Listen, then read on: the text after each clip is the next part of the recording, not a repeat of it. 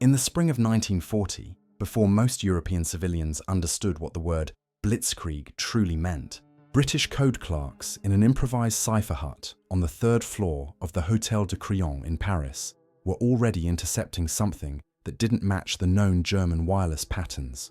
The hook of this story is subtle, but it is verifiable.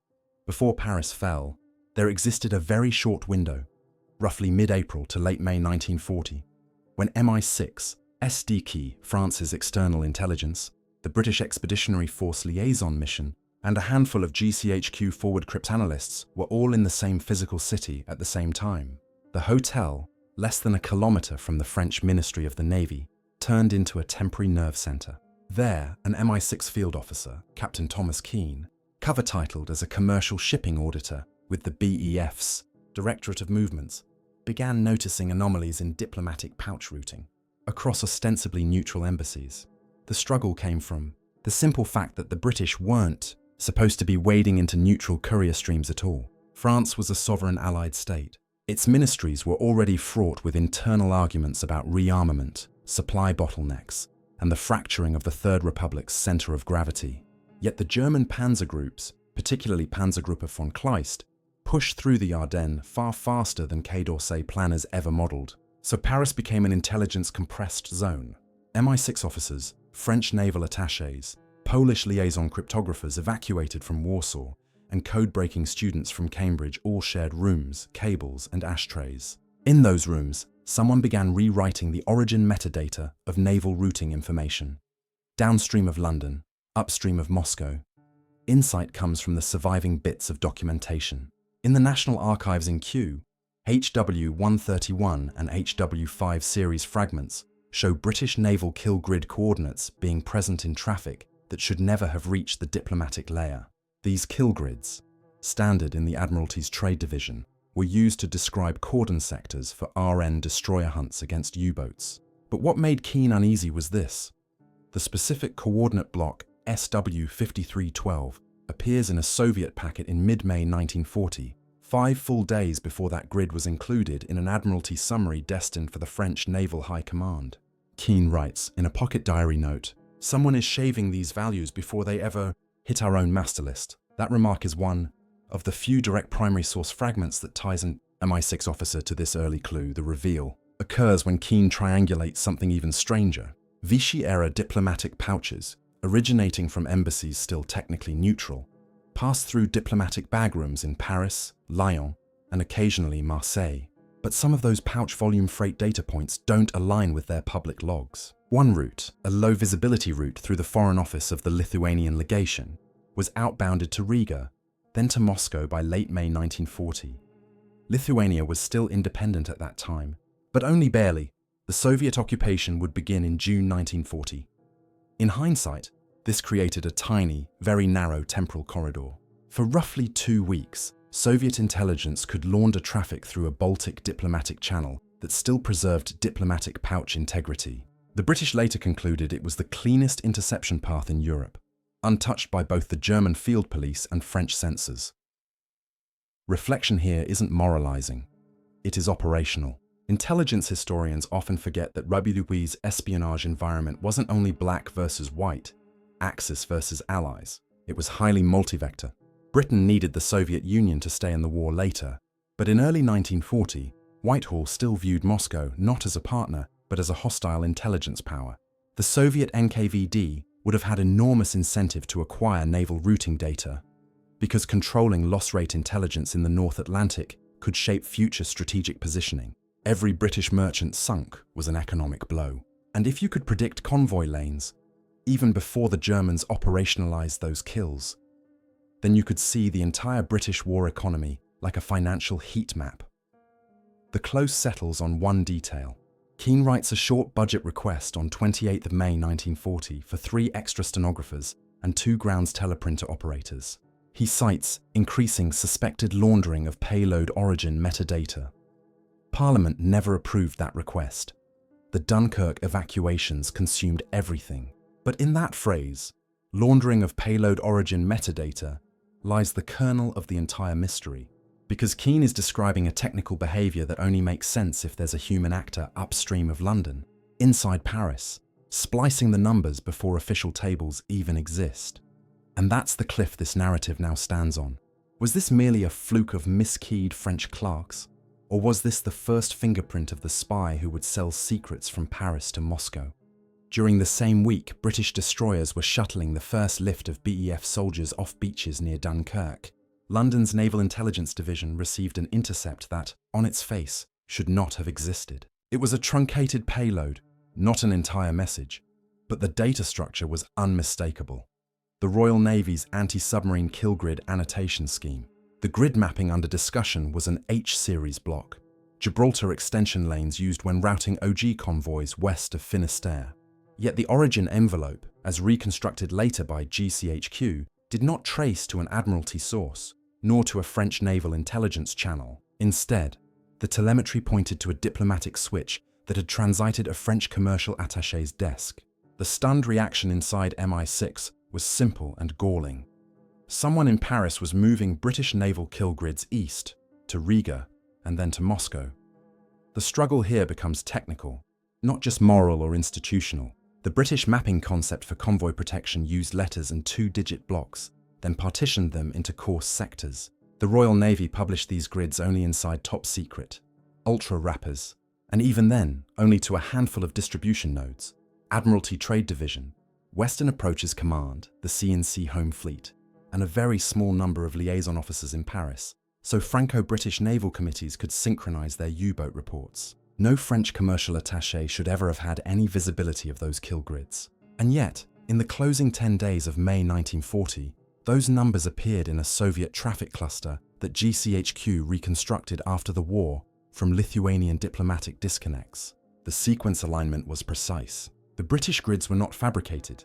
They were the real blocks, just offset, by the kind of integer shaving someone does when laundering source identity. The insight is buried inside a small cluster of internal memos from the French SDEC, preserved only because a war clerk, almost certainly by accident, filed them in a pre-invasion requisition folder that survived. These memos show that the French commercial attaché in question, the man who becomes the prime suspect for generations of SIS officers, had full access to minutes of the Anglo-French Naval Coordination Committee. Why? Because the attaché had a parallel portfolio. He served as a special invitee on Franco-Soviet commercial trans-ship authorizations on pre-war coal and machine tool deals. In other words, here was a man whose ordinary job created a legal paper trail between Paris and Soviet commercial actors at the precise moment Soviet intelligence had access to a clean diplomatic routing corridor through the Baltics. The timeline is razor exact. In mid-May, Lithuania is not yet annexed by Moscow, so pouch integrity is still intact. 2 or 3 weeks later, that window closes forever. A spy couldn't invent a better courier window if he tried. The reveal lands on 30 May 1940. GPO, cable switch logs in London are cross-indexed by MI6 liaison. Officers temporarily embedded with GCHQ, the logs show 2 payloads with identical British kill grid segment lengths. But one should only have existed inside Admiralty. The second has a different prefix, one consistent with re-encapsulation through an embassy's diplomatic framing. This is the moment when Keane and a handful of colleagues realize we're not looking at a German penetration. We're looking at a Soviet penetration, which may or may not in parallel be feeding the Germans indirectly. Luftwaffe intercepts that Bletchley breaks in June 1940 match some of the same trimmed grids. That implies 2 outcomes. Either the Soviets are selling part of the traffic to the Germans, or the Germans are intercepting Soviet diplomatic movements and extracting value. Both outcomes lead to the same practical truth. Allied merchantmen will die based on numbers that originated in a sealed British document. The application, looking back from the vantage of modern signals architecture, is that this is an early, ugly textbook example of metadata breach preceding content breach. The Soviets never needed the entire convoy plan. They needed only the parametric shape of a convoy, the lane, the block, the movement intent. The Germans, by late 1940, early 1941, could triangulate the rest. And that is how covert supply chain intelligence wins wars or sinks shipping. You don't need every breadcrumb. You need the statistical gradient. The close is simple and bleak. In the 72 hours after Keane files his first suspicion report, Paris is collapsing into a logistical evacuation zone. British code clerks are burning blotters, dumping carbons, smashing mimeograph rollers. Nothing is stable. In the middle of that chaos, the suspected French commercial attaché is still walking freely through salons, offices, hotel dining rooms, even as the French government evacuates toward Bordeaux. And no British witness, not one, reports him doing anything suspicious at all, which may be the most damning detail of them all. Because invisibility, in a city collapsing in real time, is a spy's greatest proof of competence. In the final 48 hours before Paris fell on 14th of June 1940, nearly every Allied signals detachment in the city, French, British, Polish, Czech, Belgian, underwent the same ritual: selective burn, selective salvage, selective carry. What survives in archives today, the anomaly checksums, the cable switch deltas, the narrow timestamp collisions between naval, kill grids and Soviet diplomatic rapid traffic, is only what fit into the pockets of hurried officers who still believed that the French army would counterpunch in the Loire. Everything else was destroyed. But there is one unambiguously documented physical artifact from this evacuation: a single Gillette tin with 3 short strips of 35mm microfilm that held British checksum data. Those strips travelled by Peugeot, by rail, by destroyer, by train once more. Paris, Bordeaux, Saint-Jean-de-Luz, Plymouth, arriving in London before Captain Thomas Keane, the MI6 field officer who extracted them, returned by sea. That tin is the hook, because the little objects are the ones that matter in wartime counterintelligence. The largest Allied staff in Paris couldn't be saved. Whole rooms of ledgers were burned. Embassy valises were torched next to file cabinets. But the little delta lists, the microfilm, survived. This is a pattern that repeats repeatedly in the war. Ultra is not one giant system. It is millions of tiny, modular, precarious paper and acetate survivals, from Warsaw to Paris to Bletchley, carried by individual hands. The struggle begins in room 235, back in London. Broadway Buildings, SIS HQ. It is a mundane struggle at first. Keane hands off the tin. A clerk signs it in. A codes and cipher officer, working secondment from GCHQ, unspools the images, sets them under a light table, checks them against a known kill grid template, and finds an exact integer subtraction offset consistent with the earlier Paris anomaly. These were not random leaks. They followed a pattern. The French commercial attaché, who had been flagged, the one with formal commercial desk rights for Franco-Soviet coal trans-ship authorizations, had access to Franco-British Naval Committee minutes. That permission structure was unusual but legal under French pre-war bureaucracy. And this is where the historical insight, sourced and dry, hits the desk like a brick. German Luftwaffe intercepts, broken by Bletchley Park in late June and early July, contain the same payload length geometry. The Luftwaffe's own SIGINT outfit, Chistel, had clearly been passing British kill grid fragments. But the data appears inside Luftwaffe staff intercepts that are not German domestic origin. They were absorbed from foreign traffic. In other words, the Germans didn't crack London. Someone leaked, and the Germans drank what spilled. This single fact reframes the entire case. Because if Moscow received the grid offsets directly, and Berlin received them indirectly, perhaps by intercepting Soviet pouch traffic, perhaps by side-channel purchase, then the Paris leak is almost certainly a multi-hop tradecraft pipeline. And the scientific fingerprint of that pipeline is the matching integer shave. The Soviet packet had offset blocks. The Luftwaffe intercept later shows the same shaves. That duplication is mathematically persuasive. The reveal becomes philosophical in the intelligence historian sense. People often assume WWII was binary, Axis versus Allies, but 1940 was more like a triangular wedge moment. Britain fighting for survival, Germany expanding, Moscow still in Molotov-Ribbentrop détente mode. Intelligence in that triangle moves like liquidity. Whoever has the safest channel forwards it to someone who will pay, financially, politically, tactically, or ideologically. The Paris leak, whatever human agent operated it, appears to have been a liquidity broker of metadata.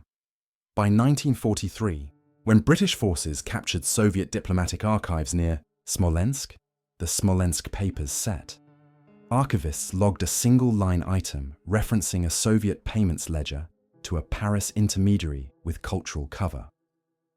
That line does not prove guilt. It is not a direct identification of the attaché, and responsible historians avoid naming real individuals unless primary source proof is direct, consistent, and contextual. But it does prove, on paper, that the Soviets reimbursed someone in Paris for access. The modern reflection here is methodological. In cyberforensics today, investigators often look for payload geometry rather than plaintext exfiltration. If two exfiltrations share matching length variants, you have origin commonality. The story in 1940, Paris is simply the analog forebear of that exact technique. The close, the tension, is this. Back in 1940, Keane could not pursue the case. The UK needed every desk officer and every analytic slot in London for the next war phase. The Battle of Britain was about to begin. The machinery of the state lurched towards survival mode. Investigative persistence collapses in existential moments, which is why this case, the metadata leak, goes on to what SIS would later call the grey shelf, and the spy, whoever they were, disappears into the archival blind spot between a falling Paris and a rising Cold War. The hook of the new phase occurs in January 1941, 8 months after the fall of Paris, when the 20 Committee, the XX Committee, is formally stood up inside London. Popular culture remembers the XX Committee primarily for the later double-cross operations, the running of German spies like Tate and Tricycle. But at its birth, the committee's remit was still unfocused, still experimental. One of the first internal memoranda circulated in those early meetings, not yet the polished bureaucratic weapon the XX Committee would eventually become, involved an idea that was bold, mechanical, almost crude. Plant a false convoy routing signal, let it trickle through the secret Paris corridor, and see if it re-emerges on Luftwaffe targeting boards. This was a trap not meant to deceive the Germans, but meant to test the plumbing itself. If the Soviet-bound laundering corridor survived the collapse of France, then a baited Admiralty signal would echo. The struggle begins with coordinate selection. Naval Intelligence Division cartographers met in a side room off the Admiralty building in Whitehall and debated which OG convoy block to falsify. OG convoys, outbound Gibraltar convoys, had a peculiarity. They often started from Liverpool or the Bristol Channel, then curved down the western approaches into the latitude of Cape Finisterre. It was an ideal sandbox, because if the Luftwaffe acted on bad Finisterre geometry, the falsity would be glaring. There is an archival trace of this selection argument in ADM 23-25. The notes of a trade protection officer complaining that false kill grids risk degrading operational fidelity. But the XX Committee's liaison insisted this was strictly a forensic bait object. The Royal Navy would never actually retask escorts according to the fake geometry. The insight comes from how the ECDS-era digital researcher would describe what the XX Committee did next. They inserted a controlled, unique string into a closed data space. On 14th January 1941, the Admiralty generated a decoy movement signal that claimed, falsely, that a convoy would enter an OG pattern later that month that deviated nearly 120 nautical miles west of the usual meridional lane. The string length, the block label, the sector geometry, all were deliberately crafted. It was a Trojan coordinate. The reveal lands not in British paperwork, but in a German sortie log. 48 hours after the decoy signal is pushed into the system, Luftwaffe Kampfgeschwader 26, KG-26, the torpedo bomber wing operating out of bases in occupied France, sorties battle strength in a search lane almost perfectly overlapping the decoy vector. KG-26 flew Heinkel, her 111H torpedo variants, low altitude, maritime strike specialists. Their logbooks show they were vectoring toward a convoy lane that did not exist. The British, weeks later, matched the KG-26 fuel planning radius to the very same false OG block. The Germans had been cued on poisoned data, but that is not the most important detail. The most important detail is that this could only have happened if the Paris corridor, or its successor, was still alive.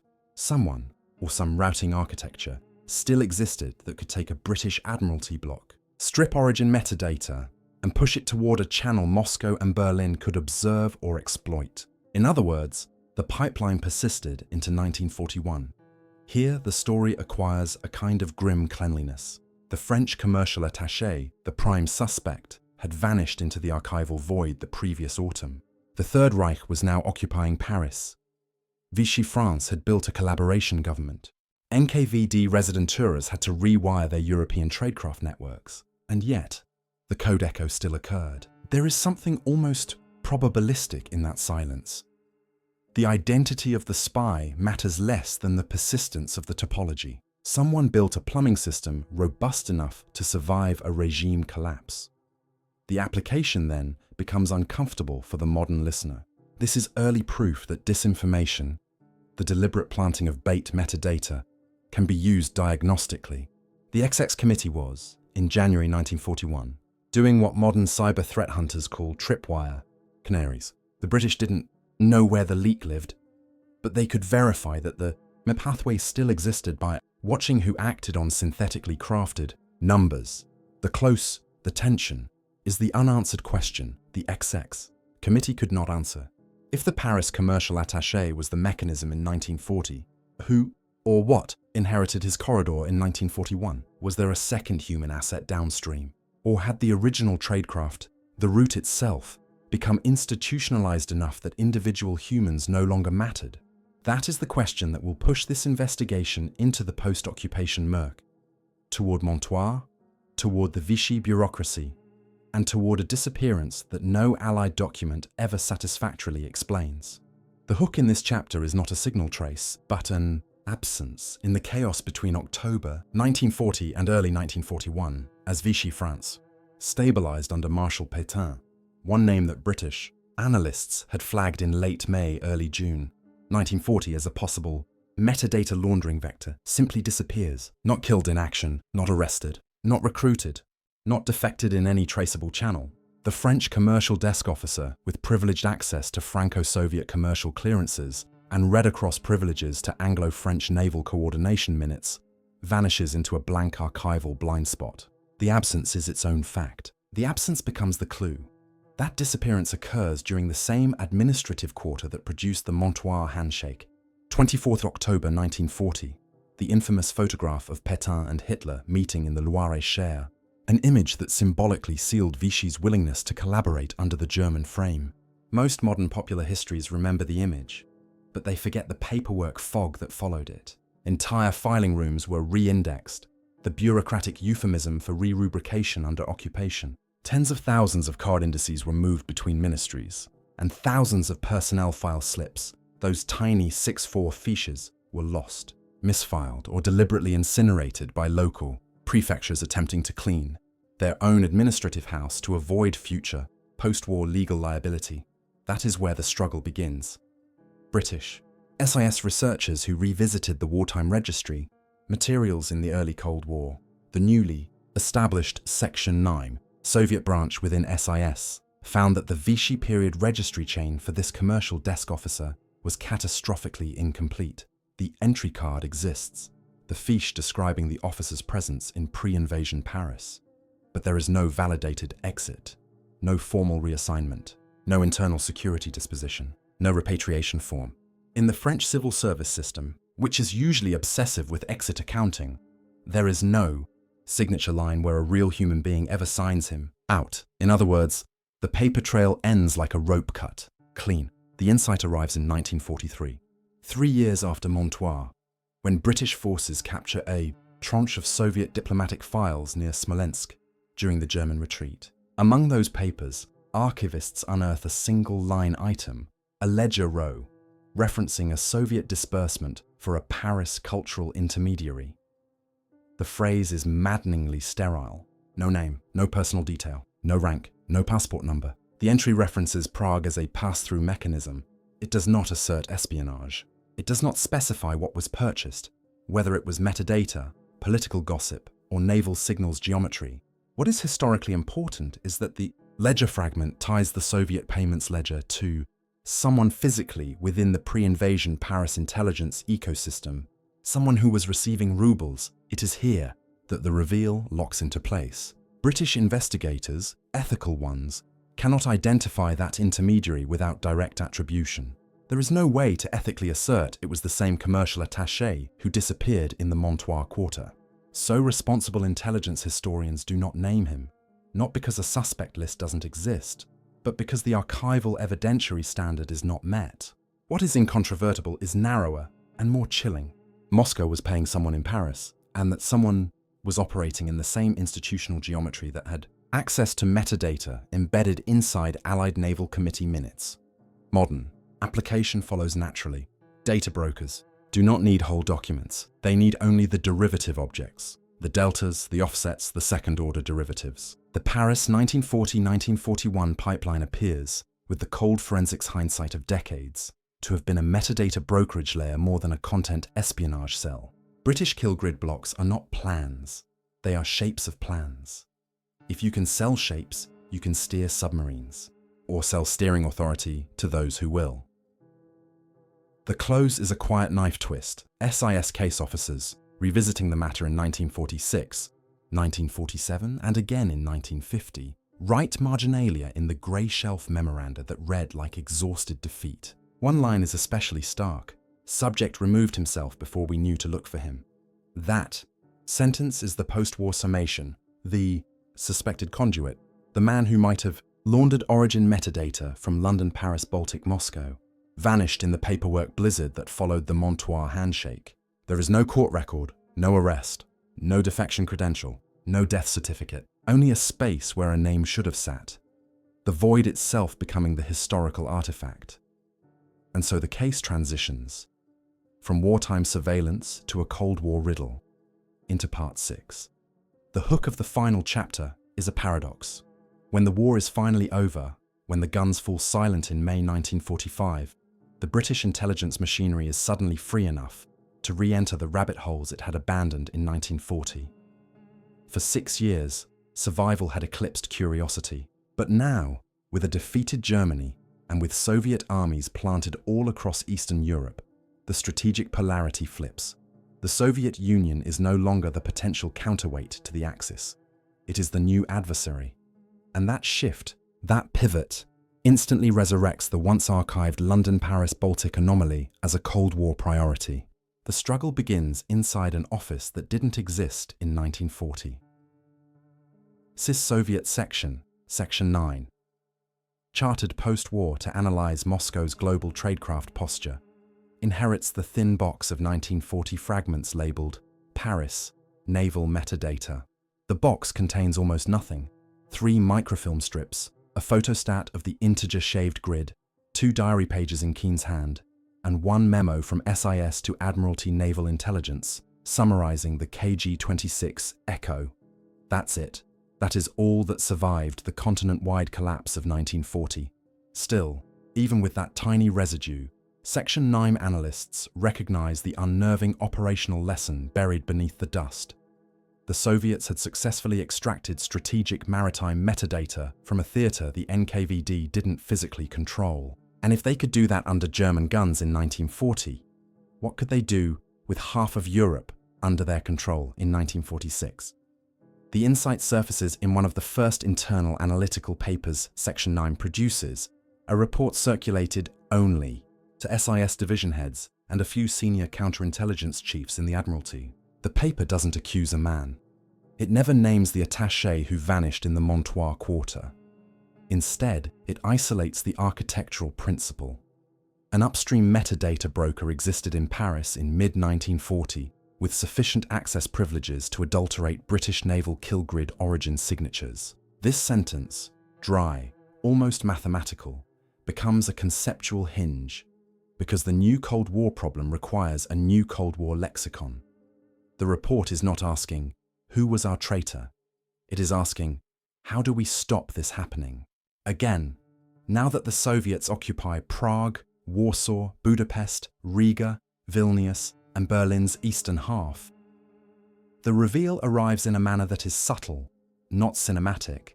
A bureaucratic continuity emerges. The same Soviet residenturas, resident spy stations, that NKVD used in Prague and Riga pre-1940 are retained, almost wholesale, under the post-war MGB, then KGB structures.